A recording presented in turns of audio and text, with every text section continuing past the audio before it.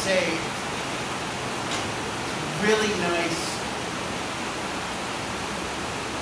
I'm on a mission field in a county with 550 square miles that has 16,000 people living in it.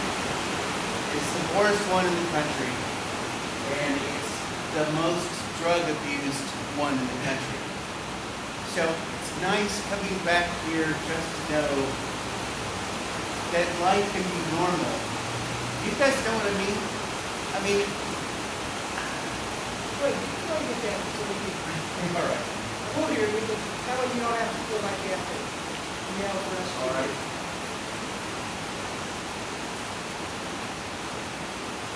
Can you all hear me? Okay. Thank you. So, a lot of you guys have been to other countries. You guys have traveled to other countries. Have you been to like African countries? You know what it's like there. You get off the plane and it's this, wow, am I really in the same world? It's that sort of feeling I get when I travel down to the county I work in. Now, we sold the house and invested all the proceeds into a church. And I operated that church in Bluefield for 6 years. Most of what I did during the week was down in McDowell County. Because McDowell County, as it's so poor, is relationship-based. So I'd fill the church van that you guys kindly donated to us, I'd fill it with bread at the bread store and just take it down there. And go down random streets in a church van saying, hey, y'all need some bread, and always be empty really, really soon. Because they don't have Walmart. There is no Walmart in the county. There are 3 grocery stores, and they're all smaller than a Dollar General. The largest one is the size of a Dollar General. There's just nowhere to shop. If you don't drive, there's nowhere to go. So for that 6 years, we found some property in a little town called Panther. And we bought the property, and it's got 8 acres and a little cabin on it, and it's way back in the woods. But along with it, the pastor donated us a second church that had closed down 6 years ago and had been flooded, and it was in bad shape. But he donated it to Bluefield Baptist. So I brought in a crew. We tore out the band of the building. Y'all know what the band is in the building? The band had been rotten from a flood, and that flood was 10 years earlier. It had never been fixed. So the band of the building was completely gone. So we had railroad ties, and we jacked it up we jacked up the roof of that little church with my floor jack on a pump jack, but we jacked it up, and then we had enough room to kick, and then we set the building down on top of the railroad ties, and so it's not going to move anywhere, and it's just, living there, you have to use whatever you have. If you have, okay, we see pictures of poverty, and we see pictures of poverty where people have a lot of junk lying around. I understand that completely now, because I've become a lot worse of a hoarder, because if I have to fix something on my tractor, I have to go 70 miles to Tractor Supply, or I have to go 75 miles to, it's just a long drive. And if I can fix it by pulling some old component off and tack welding it on my tractor and making it run and getting the job done, getting it plowed, I'm gonna. And that's where everybody is. They have junk cars because they have other cars that, those are parts. It's not something I understood growing up here. Some of you know I ministered here as a youth minister. I was here with Bob for 20 years. 20 years. And taught a couple generations, and now the last generation is having more kids. And Bob ordained me in '06, and then when the merge happened, I kind of felt it was the Lord's time to go somewhere else, that the Lord had another ministry for us. So we began talking about it, and I said, Marie, we can go anywhere we want, because she works from home. Where do you feel like God wants us to go? She said, I've always felt home in West Virginia. So we took out a map of West Virginia, and we opened up the internet. We mapped out the Home Depots and the Walmarts and the Sam's Clubs in the state, so we could tell where the centers of commerce were in the state. There aren't many of them. I mean, there's 1.4 million in the state. Tennessee has 6 million. It's a pretty small state, and it's a state where you borrow a cup of sugar from your neighbor. It's Ozzie and Harriet, the stuff my parents taught me. Kids still run up and down the road chasing the guinea fowl. It's just, stuff I saw in Andy Griffith. And for the first 5 years, I tried to understand and relate. Then I just started having coffee on people's porches. And one couple, Tildy and Joe Haywood, you met them, and they were from the holler next to the old church. Tildy approached me. She said, well, the Lord's been bugging me about putting a food pantry there. So worked with her, gave her ownership of the food pantry, and helping support her bringing food in and bringing resources in. I think we feed 196 families a month. That doesn't seem like a lot, but 16,000 people in the county, that translates to 2,800 families. We feed 196 of them out of that old church a month. So it's a significant portion of people that can't get other places. So I feel like God has blessed me with a lot of circumstances in life that I've never understood why. He let me be here, which, okay, forgive me, you know where I'm from. This is a normal church. Okay, you know where I'm from, you know what I do. This is normal. Okay, at least this is my normal, because it's the church I was raised in. I know a lot of you here. And I've known you guys since I was 10. This is where I was raised. And to just know that you guys are praying and doing what you can, it's just knowing that you guys are supporting me, thinking about what we do. And some of you are watching Facebook posts, or some of you are watching what we do, and I try to post, and you guys comment, and it's really nice to know I still have a family here, because you tend to want to do a Jonah. When you're doing a work, you're by yourself doing that work, and you're doing what God wants you to, and building the bridges God wants you to, but you're by yourself. And to know that I'm not by myself, that I have a family behind me, is what I wanted to make sure to come here tonight. Because I got to get back. There's a snowstorm coming across again. So I'm going to leave right after this. But I wanted you guys to understand how important it is to not feel alone. Your pastor is going to feel that way too, because that's normal. And Dave, if you're a pastor of a church, it's lonely. And you take solace from God, yes. And you better take solace from God. But there's still a human need of togetherness, of just saying, well, we're here, we're thinking about what you're doing and what you're going through. And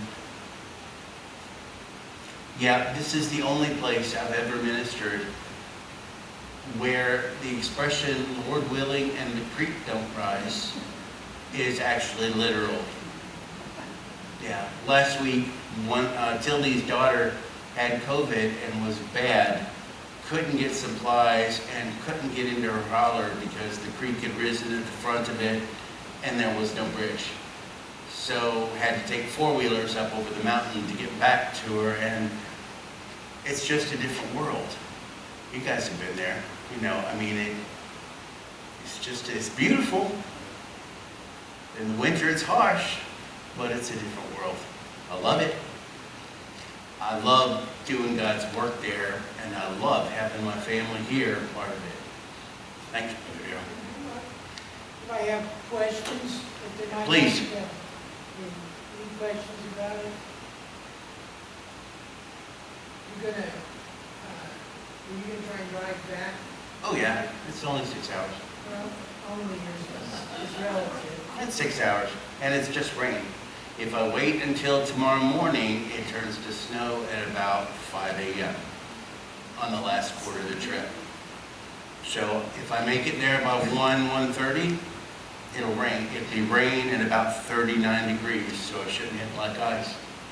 But that's why I chose here, because we're getting another big storm on the weekend and another big storm next week, like you said. Every Sunday, it's like, Satan's got a hold of the weather, man. They need to get Pentecostal and shake him up. Questions, anything about? How's your church now? You started a new church. I'm starting a new church down in Yeager at the building I didn't show you when you were there. So we'll start with a Bible study. And the church I did start in Bluefield, we voted to give that building to the Historical Society so they could get a non-religious grant. The building was 1907, and it had to have about $80,000 put into the roof. So it needed a large institutional grant to do that for a small assembly, but it was the oldest church in the town, so the city was more than happy to take it off our hands. You're gonna let worship continue at that place? At that place it won't. I'm moving all our stuff down to Yeager. So we bought another commercial building. I got it for 6,000 square feet, which if you know commercial real estate prices, that's a really good price, but then this is McDowell County. I mean, yeah.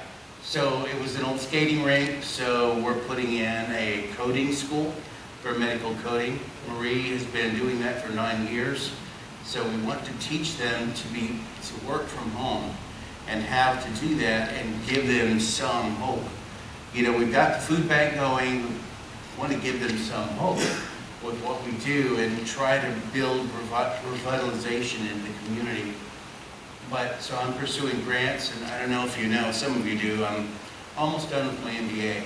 And the reason I've gone back to school is to write federal grants and ARC grants, to write grants for the school, and because it's going to take, to give scholarships to those people in the county, is going to take a written plan. And that takes targeting, and they tend to listen to you if you have an advanced degree and owe a lot of money for it. Any other questions? Yes, sir. You was saying, over up there, saying that you were having people that result in you know, they didn't Yeah. have access to know how to do it. Yeah. Tell them about that. Okay, yeah. A lot of that was at my church in Bluefield, because the old church, the 1907 church, was in a really rich section of Bluefield back in 1907. Now it's right in the middle of gang territory. You know, literally, the other side of the tracks is Bloods. Crips are down this side, and we're right in the middle of gang territory. So I'd have a mixed congregation. The only song we could sing was Amazing Grace because everybody knew it. A lot of the guys were homeless that came because we fed them every Sunday, and a lot of them didn't have ID. Couldn't get a job because they didn't have their social security numbers, or their birth certificates were from another state, or they didn't have computer access. Because when you're homeless, I have been more close to homeless than I wish. It was a very eye-opening experience not to be able to walk in the other room and take a shower. It's just stunning how the little conveniences in our lives gain this really big significance, and when they're taken away, it's like somebody pulls the rug out from you, or the floor. If you're in West Virginia, it's the floor. Did that answer your question, Larry? You've been working with them to help them. Yes. Oh, yeah. I take them to DMV to get the ID and take them to this, because they drive, and the bus doesn't go to those places, so you take them where they need to go, and in the process you learn what documents they need, how they need to get it, so you become like the source of information for the homeless population in Bluefield.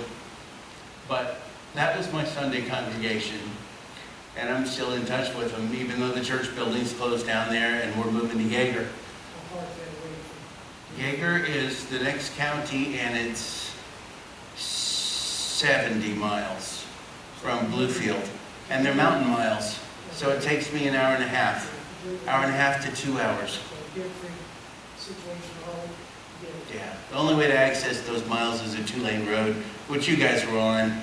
A lot of drop-offs, a lot of fun. Yeah, it's, Kathy did share about her being nervous a few times. yeah.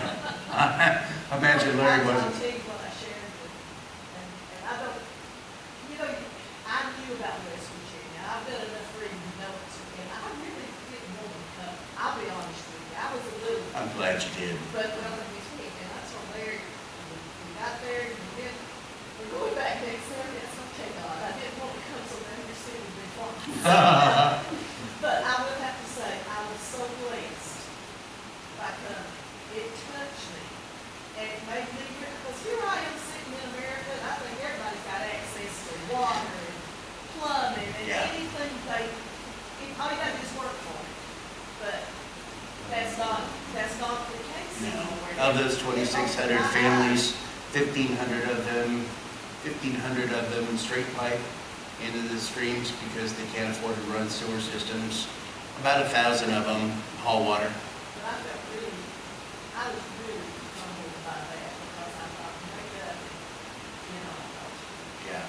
The food pantry has a toilet, and we have to go down in the creek to get a 5-gallon bucket and flush the toilet. So, I mean, and that's a lot better than some people have it there. It's been an eye-opening experience, much like Africa, because you go to Africa, you never forget. You just never forget to thank the Lord for a toilet. And I don't mean to sound crude, but a toilet and a shower and a sink that I can wash my hands. I mean, those little things that I was raised up thinking were nothing are huge things. To be able to go to a store. Yes, sir. Have the conditions always been that way there, or is it due to mines closing, industry and stuff like How much do you want to know? Because I've written papers about this one. Okay. Settlers moved in the area about 1750. Mines opened about 1850. At the time the mines opened, there were 260 active mines in the same county, which is 555 square miles. All of them, 265 acting company stores. That does not mean mines. There were more mines, because one mine can be owned by several, one company, but 265 places, and the miner would get paid in scrip up until 1950, I believe, the latest scrip. But at that time, 1933, the act came in where they had to be paid in dollars, and people in West Virginia ignored that but child labor came in 33 too. So the electricity that Chicago and Elliott Ness had, that was coal powered.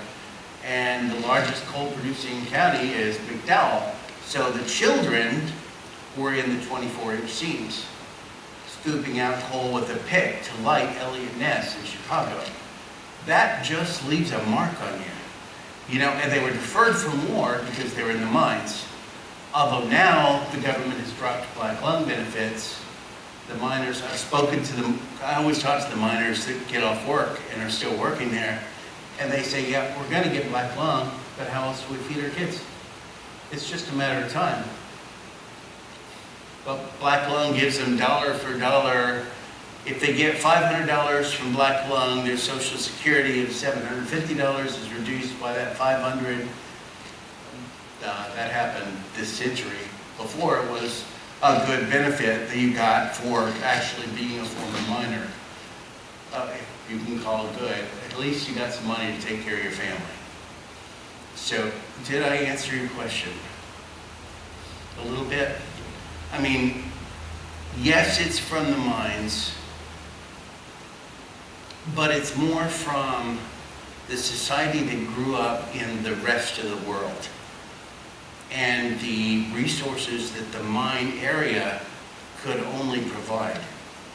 Because of the geographic area and because of the different types of coal used for steel making, McDowell County produces steel making coal. That's why mines are still active, even though a lot of our power plants are going away from coal.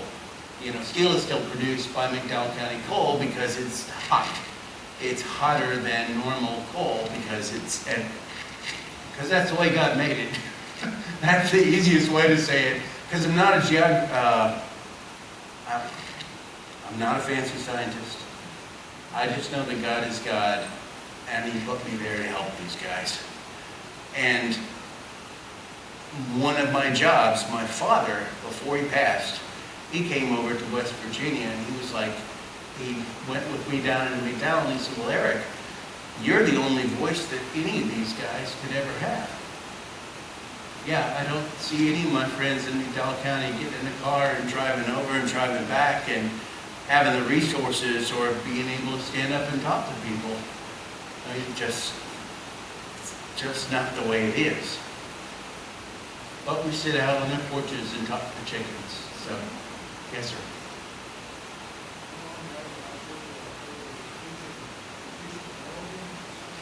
I'm sorry. Teaching welding? Yeah.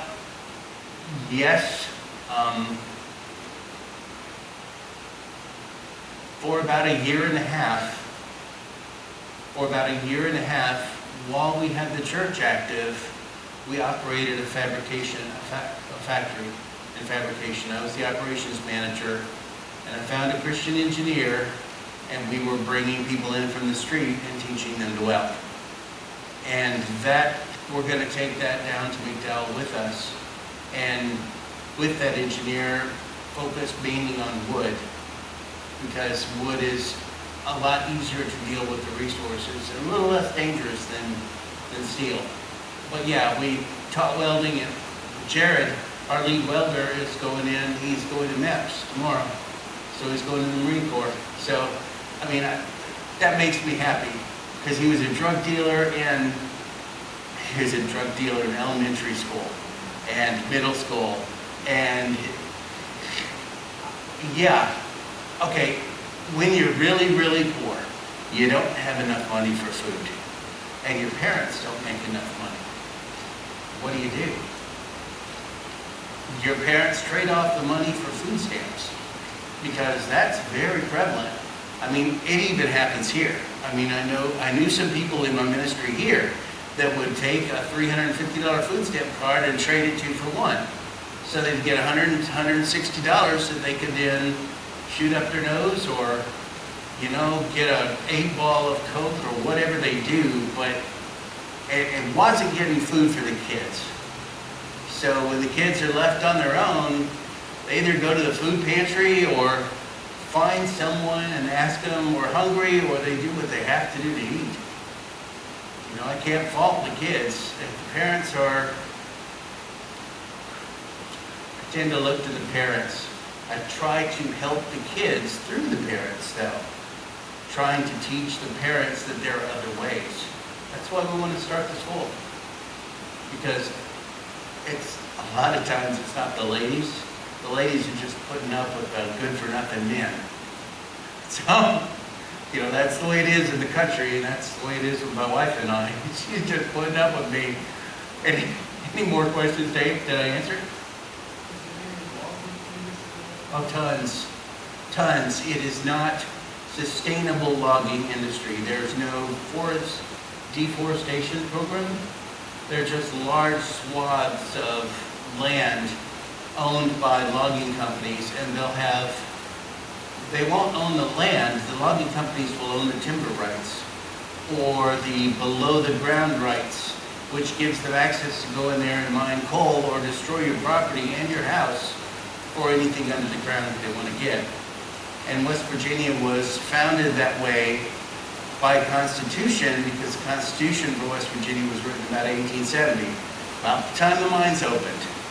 So the mines and railroads had a big stake in the Constitution, and that's the way property is there. You don't really own your property. I mean, I don't own my mine rights under that little 7-acre parcel in Panther. There are 350 feet, there's a humongous mine right under the house at 350 feet, and the water table sits on top of it. But these are things that the locals don't know. The locals can come to me because I talk to the engineers and the surveyors, and I talk to the mine guys, and I write the detailed analysis and how we can get, but that's what I like doing. Sir?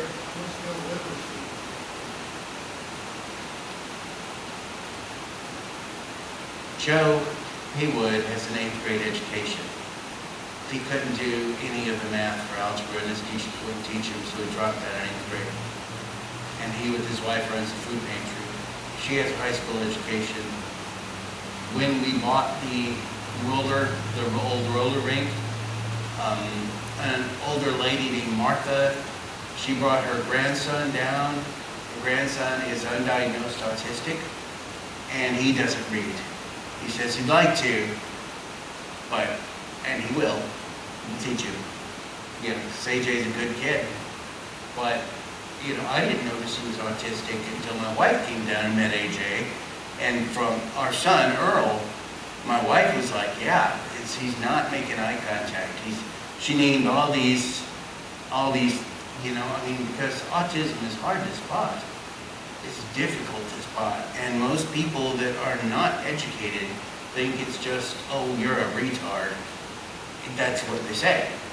And, it's not that. Unless a person has Downs, and then they're very valuable and can be helped, there's just different levels. But an uneducated person, it's easier to look at problems that somebody else has than look at your own. And when you've got so many problems, so many problems. Yeah. Think of living in, Joe and Tildy live in a converted chicken house. They moved into it when they were married, and they built onto it. And that's where they live. So all the old pipes are under there, and there's a creek right across the road from them, and there are rats, a lot of them. And there's a mine above them that blew dynamite and burst the water table they've been involved in a federal lawsuit for 4 years to try to get the mines to fix their water or buy out the property because they can't shower. The showers are black, even though they have a well. So the question was illiteracy.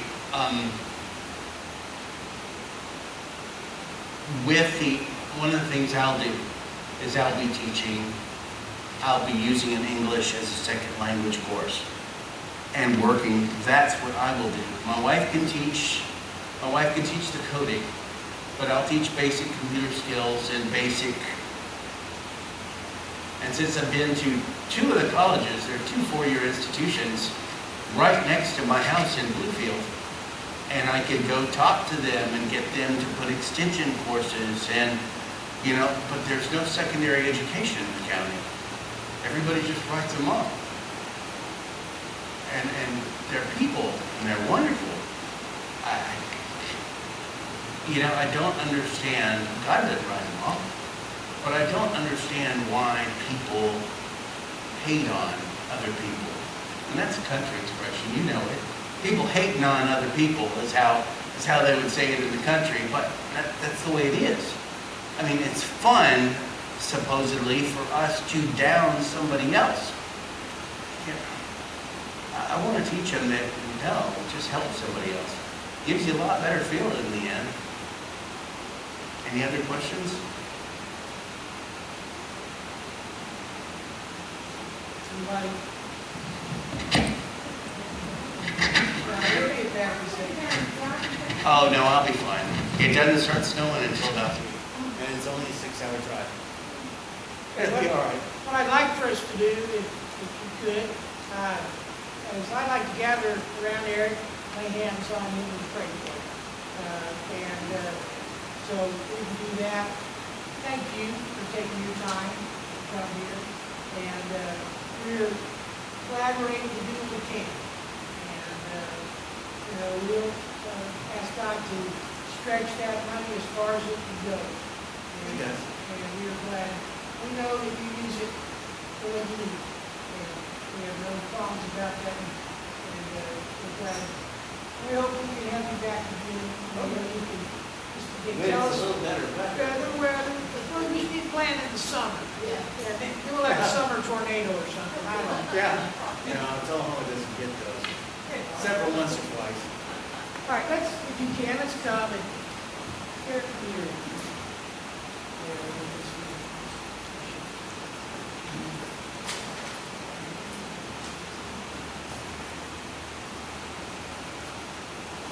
And if you feel comfortable, just press your hand on somebody and go ahead and do it with you. I raise your hand, Father, we want to just come before you now and just pray specifically for that to you. Lift up to you the people that we need to see, and families that need us through that. Food pantry and whatever about you. Lord, as we begin to new ministry, we close the doors, Lord, you'll open doors and make not only open doors, but bring people who will see your glory.